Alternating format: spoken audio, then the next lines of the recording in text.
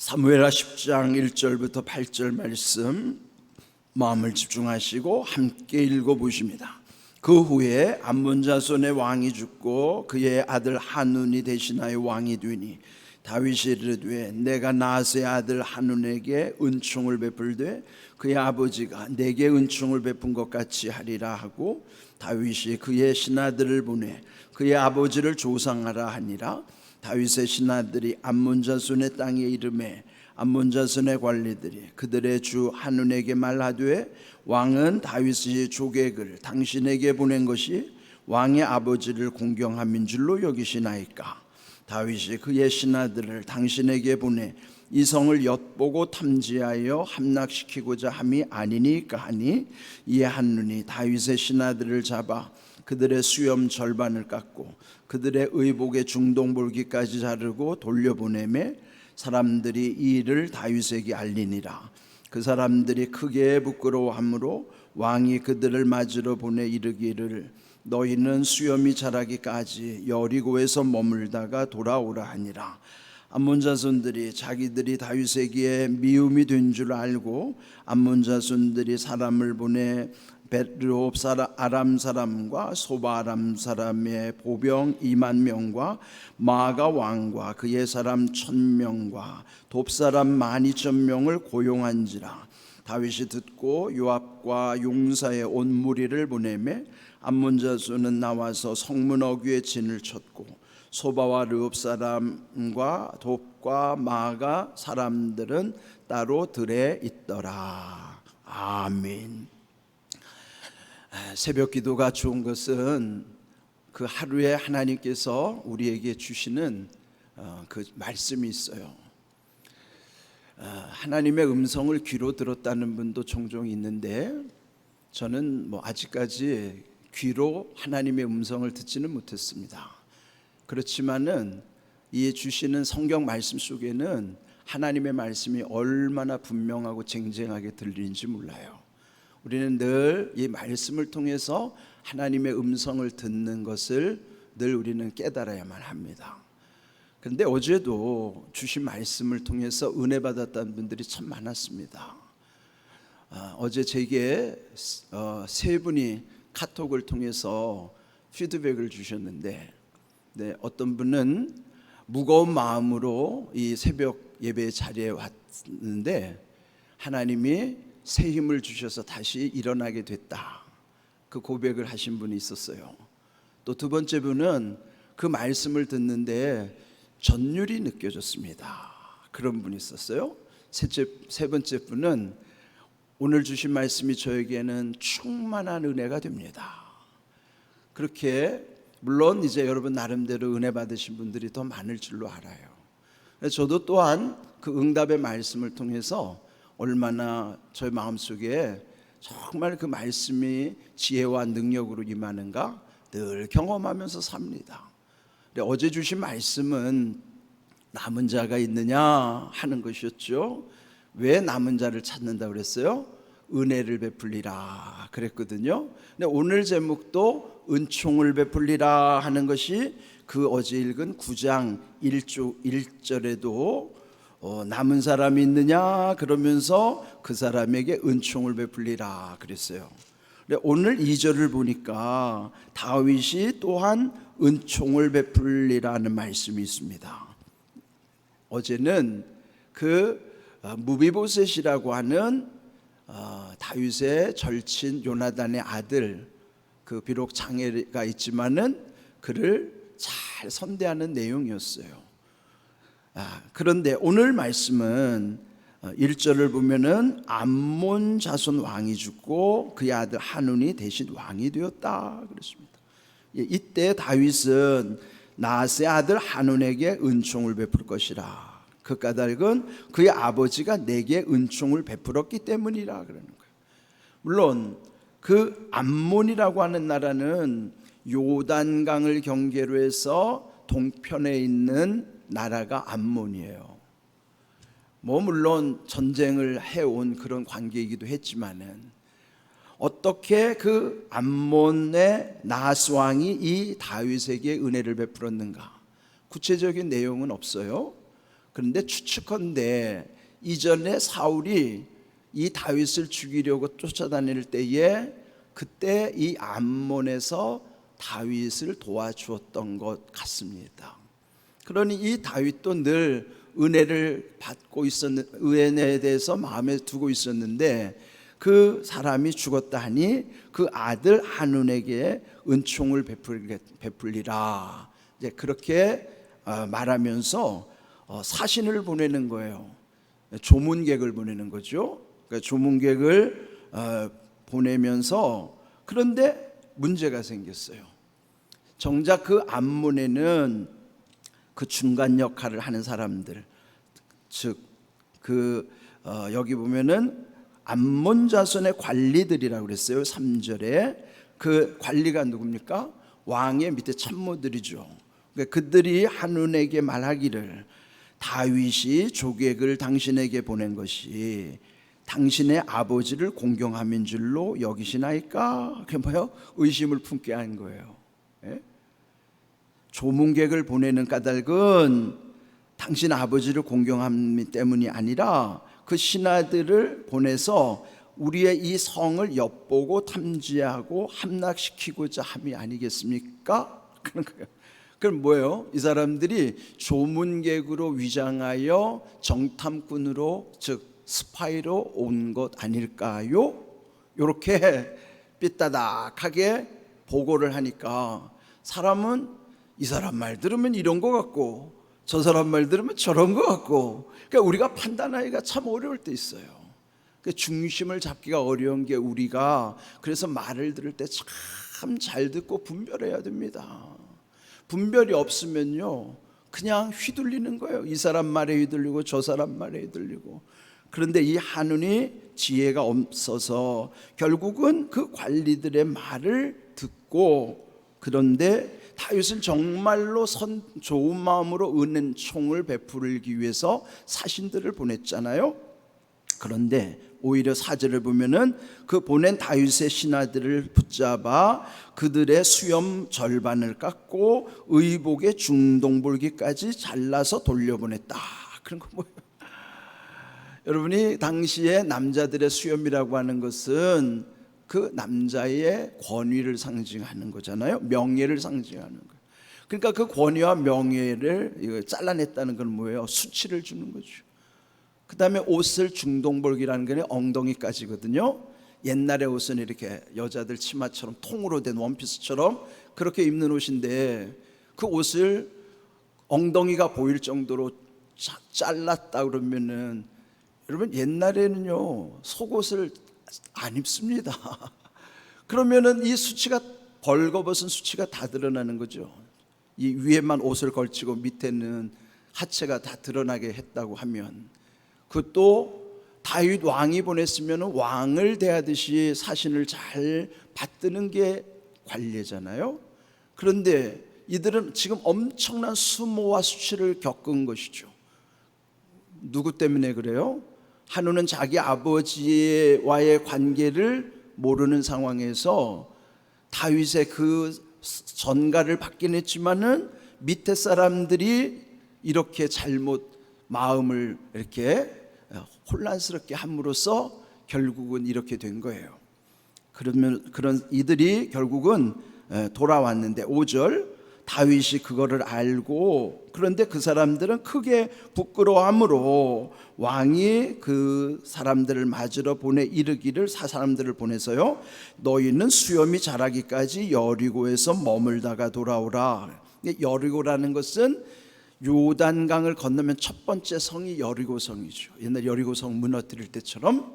그래서 그 사신들이 지금 엄청 이 수모 수치, 그게 얼마나 큰 상처가 되겠어요. 왕을 대신해서 갔는데 이런 수치를 겪고 왔으니.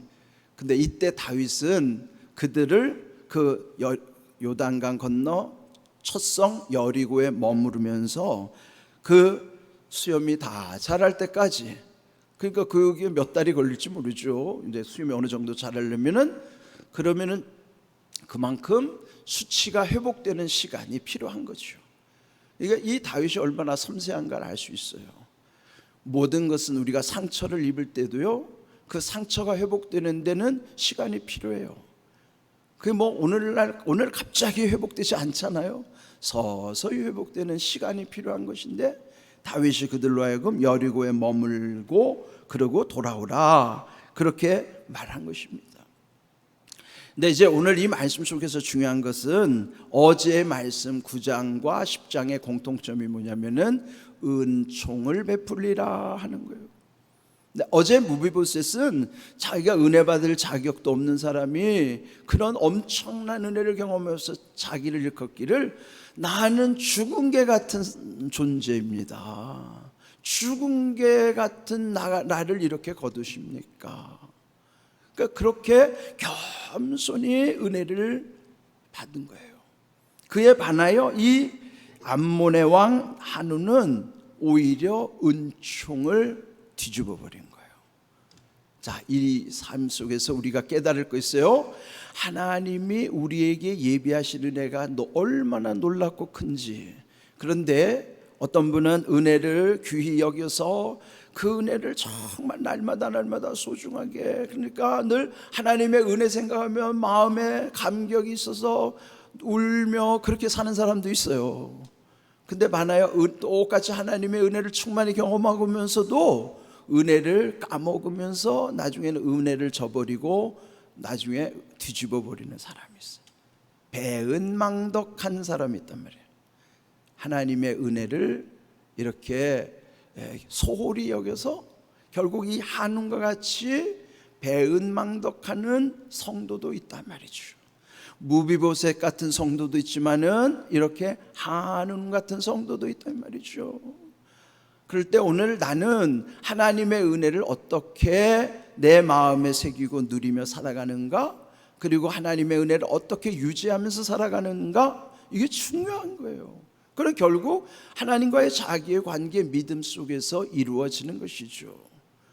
오늘 이 말씀이 어제와 오늘 다르지 않은 말씀은 결국은 남은 사람 있느냐 물으면서 또 한편으로는 여기에 그들에게 은총을 베풀리라. 그렇다면 은혜 받는 사람의 태도도 중요하다 하는 거예요. 새벽마다 작정기도 하시는 분이 계실 거예요. 헌금 드려 작정기도 하시는 분이 계실 텐데, 여러분 작정기도 하시는 분들이 좀 유념해야 될 게 있습니다. 어떤 기간을 정해놓고 작정하잖아요. 뭐 짧게 작정할 수도 있고 좀 길게 작정할 수도 있는데, 작정기도 하는 목적은 뭔가 응답받기 위함이죠. 그런데 하나 놓치는 게 뭐냐면 그 응답에 이를 때 그 중간에 하나님이 반드시 한번 떠보신다고요. 시험하신다고요. 예? 네가 정말로 그리고 그 구하는 바에 합당한가 떠보신다고요. 시험하시는 거예요, 그게. 그럴 때 그 작정기도 중에 일어나는 일들을 굉장히 조심해야 돼. 그 작정기도 중에는 시험이 와요. 괜히 옆에서 사람들이 시비를 걸어가지고 나를 불편하게 만들어. 왜? 나를 넘어뜨리는 시험이지. 또 판단을 잘해야 돼요. 그런데 엉뚱한 판단을 해가지고 뒤집어 버리면은 그 작정기도 헛하는 거예요, 그거. 작정기도 하는 사람은요, 반드시 시험이 온다는 걸 전제로 하고 작정기도를 하셔야 돼요. 근데 그거를 모르니까 무조건 기도만 하면 되는 줄 알고 기도는 열심히 해요. 그런데 지금 내 삶에서 하나님이 어떻게 지금 나를 반응해 보는가를 놓치고 살아요. 그 중에 하나가 어제 말씀이에요. 남은 자가 있느냐? 근데 남아 있으면 그 사람은 복 받는 사람인데, 작정 기도를 하면서도 남아 있지 않고 떠나는 사람은 헛기도 하는 거예요. 그게 지금 작정 기도. 여러분, 이 작정 기도가 그렇게 쉽게 생각할 게 아니에요. 함부로 해서도 안 돼요. 작정 기도는 정말로 마음에 작정을 하고 하는 거예요. 어떤 때는 목숨도 걸고 하는 거예요. 여러분, 작정 기도 소홀히 여기면 안 됩니다. 여기 오늘 주신 말씀처럼 남은 사람이 있느냐 물은 다음에 그 사람에게 은총을 베풀리라. 오늘도 이어지는 말씀이에요, 계속. 그런데 조심해라 말이에요. 뭘요? 한운같이 되면은 너 죽는다 이 말이에요. 한운 같은 자세로 은혜를 뒤집어 버리면 그건 여러분 큰일 나는 거예요. 그거 우리 깨달아야 된다. 말씀의 지혜가 있어야 9장과 10장을 통해서 똑같이 은총을 베풀리라고 하는 말씀의 맥락 속에서 무비보셋 같은 반응을 보이는 사람이 있고 한운과 같은 반응을 보이는 사람이 있어요. 이건 극단적으로 말씀하는 거예요.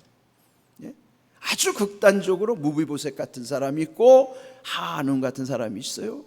중간에 우리는 왔다 갔다 하기도 하지만, 근데 중요한 거는 우리가 연약한 존재니까요, 조그만 충격에도 흔들릴 수는 있어요. 늘 제가 강조하는 것처럼 오뚜기처럼. 그러나 중요한 거는 오뚜기처럼 흔들리더라도 넘어지면 안 된다니까요. 오뚜기는 안 넘어지잖아요. 우리가 흔들려도 중심 잃으면 안 돼요. 중심이 세워져야 된다니까요. 그게 믿음이에요. 우리는 연약하기 때문에 흔들리는 거는 어쩔 수 없어요. 그러나 무너지면 안 된단 말이에요. 오뚜기처럼 흔들리기는 하되 넘어지면 안 된다. 그게 우리의 중심이 서는 겁니다. 왜 중요한가 하면은 이런 수치를 당하는 것이 결국은요, 이 수치가, 자, 베드로전서 3장 16절을 한번 읽어볼까요? 선한 양심을 가지라. 이는 그리스도 안에 있는 너희의 선행을 욕하는 자들로 그 비방하는 일에 부끄러움을 당하게 하려 함이라 그랬어요. 선한 양심을 가질 때 조심해야 되는 것은 그리스도 안에 있는 우리들의 선행을 욕하는 자들이 주변에 있다는 사실을 알아야 돼요. 그게 뭐예요? 나를 넘어뜨리려고 하는 자들. 나의 선행을 욕하는 자들의 그 비방하는 것은 결국 욕하는 자들에게 부끄러움을 당하게 할 것이다 말이에요. 여기 지금 이 사람들은 수치를 당하고 왔지만은 그거는 회복되는 수치지만은 마지막 수치는 한운이 당하는 거예요. 결론, 하나님의 은혜를 헛되이 여기고 결국은 이렇게 욕하는 자들 그 비방을 통해서 그들이 부끄러움을 당하게 하시는 게 하나님의 뜻이에요. 주의 일을 하다가 이렇게 비방받을 때 있습니다. 또 수치를 당할 때 있죠. 견디기 힘들죠. 저도요 30년 이상 목회하면서 목회 현장에서 받은 수치들을 하나님만 아시지요. 왜 목사가 울었겠어요? 그런 수치를 감당하기가 너무너무 힘들어서 가는 곳마다 울지 않은 적이 없죠. 공항교회 와서도 많이 울었습니다. 그런데 하나님이 어느 순간 너를 더 이상 울지 않게 하겠다는 음성이 들리더라고요. 말씀 속에서. 감사합니다. 저도 더 이상 울지 않겠습니다. 그리고 그 이후부터는 안 울었어요. 여러분, 우리가 감당하지 못할 때 정말 마음이 무너질 때 있어요. 이런 수치를 당할 때 있다고요. 그러나 그건 잠시예요. 근데 영원한 수치를 피해야 된다고요. 그거는 결국 욕하는 자들, 비방하는 자들이 부끄러움을 당하게 돼 있다는 것이죠. 자, 예수님이 마태복음 25장 4절에서 이렇게 말씀하십니다. 우리 함께 읽어봅니다. 24장 4절입니다.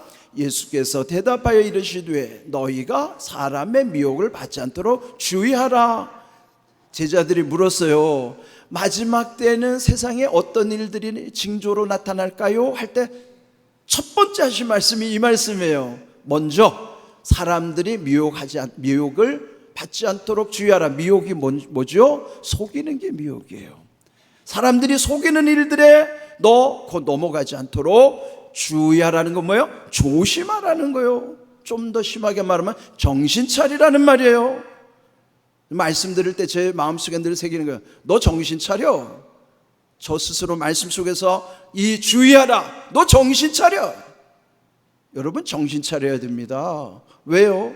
주변에 미혹해 하는 일이 얼마나 많은데요. 유튜브 속에도 속이는 일들이 너무 많고, 주변에서 들리는 소리, 만나는 사람, 어떤 때는 나하고 친한 사람이 나를 속이고, 이 미혹이라고 하는 건 이 말세에 가장 많이 나타나는 첫 번째 현상이기 때문에 미혹받지 않도록 주의하라. 뭐요? 속지 말도록 정신 차리라 이 말이에요.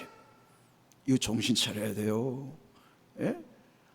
그래서 오늘 여기 주신 말씀, 오늘도 귀한 응답의 말씀입니다.